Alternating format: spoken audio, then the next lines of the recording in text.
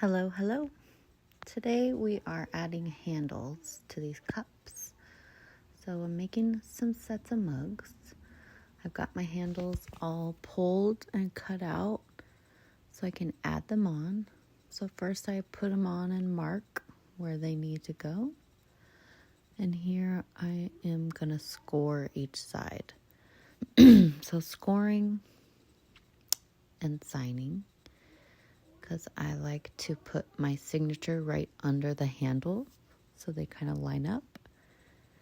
So first I score the cup, then I score the handle piece,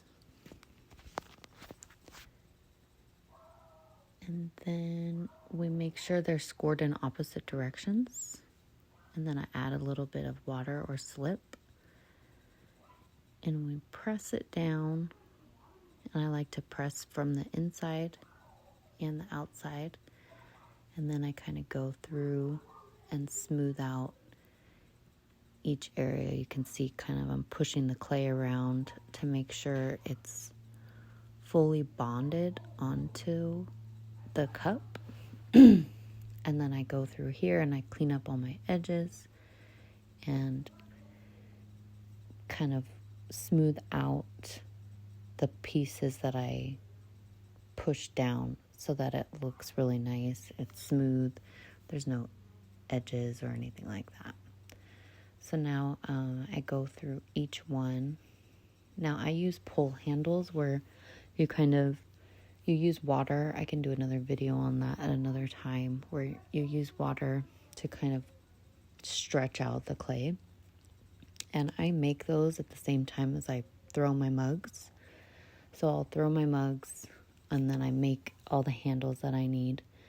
And then I just cover them up until I'm ready to use them, because they dry a lot faster. So what I'll do is I pull the handles and I lay them flat. And then when I go to trim my mugs, I'll take the plastic off and I shape them. So I put them in that shape. I cut them to the size I want. And then I let them kind of firm up while I'm trimming the mugs. That way they're ready to go. By the time I'm done trimming everything, I can start already putting the handles on because they dry that quickly. So do leave them covered until you're ready to use them. You'd rather have to wait for them to dry than have to rehydrate them. So after I go through and add all of the handles, I can go smooth them all out. You can see I'm using that rib tool to kind of scrape up the excess clay because I want it to be like a smooth transition from handle to mug. And that's where most of your work is when you're adding handles, is like finish work, making sure everything's really clean, seamless, smooth. I always flip over my handles just so they dry on both sides, so they're nice and evenly dry when I'm ready to put them on. Now once you've got them on and you start going through with the sponge, you can see it really makes a difference. It cleans up all those little marks. If you see any scoring marks or if you see any marks from your rib tool, you can get rid of all those pretty easily with the sponge.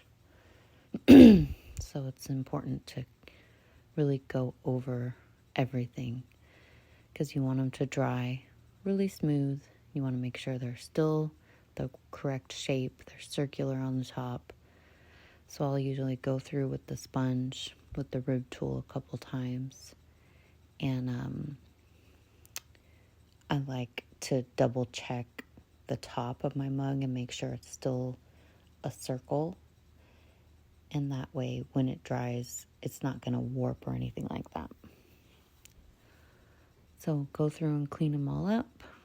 I always sign the bottom to go with the handle. So on these ones, I signed them and then I did my scoring marks to go along with that. Sometimes I do the opposite. So I scored usually down, and then my handles I'll score sideways so that I have kind of like a crosshatch when they bond together. And usually I use like a little bit of slip because that's kind of like a glue that goes on there. And then I just press down. I know it's kind of a bad angle right there.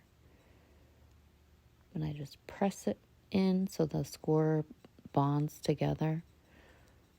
And then smooth out. And as I'm smoothing it out, I'm putting pressure so that those two clays really bond together. Because the more you do there, the less chance you have of it cracking apart when it dries. You don't want to get all of this work done and then when it goes to dry, you'll start seeing like separation. Then you have to go through and fix it, and it's more of a pain. So more pressure and the more work you do here, getting it bonded and cleaned up, the less trouble you have later. And then the handles will dry faster. Like you want them to dry evenly. So what I do is I clean them all up like this, and then I flip them upside down to dry so that they don't warp on the top or separate from the handle. So you can kind of see on the inside, you have to usually fix that because I'm applying that much pressure that you can warp the wall of the inside of the mug. So you have to fix all of that as well.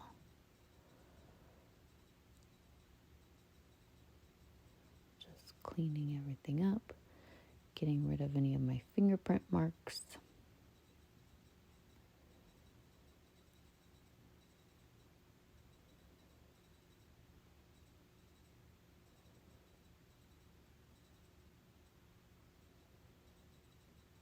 And then it makes a nice smooth transition from mug to handle. And that's the most important part about attaching your handles, is getting this nice and smooth. So you don't want to be able to see. I mean, some people make them where you can see the attachment, but I like to blend it.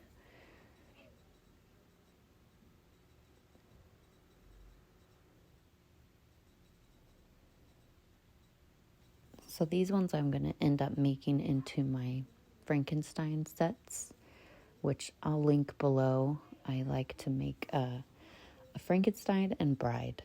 So I usually do one that's a little bit taller for Frankenstein and then a little bit wider for bride based on the picture. And I'll attach an image here at the end of this video so you can see those.